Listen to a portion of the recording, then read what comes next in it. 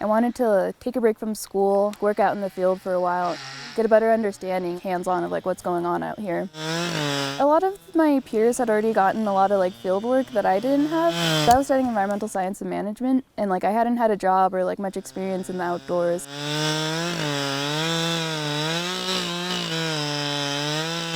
It's been pretty cool. We've talked with the environmental scientists here, maintenance workers, hotshot crews, so we've had like a lot of opportunities to like learn more about different careers from the people directly. All these trees are dying. There's just been like a massive tree death lately due to the pine beetles. I'm glad to be able to like help like the overall health of the forest. It's really wild. Like you normally don't see stuff like that in like identification guides. Oh, the globes? Okay, those ones are called cryptic globe mushrooms. They're like an indicator that pine bark beetles or bark beetles were in there, because apparently they need like a little like hollow on the inside to like get their mycelium in there.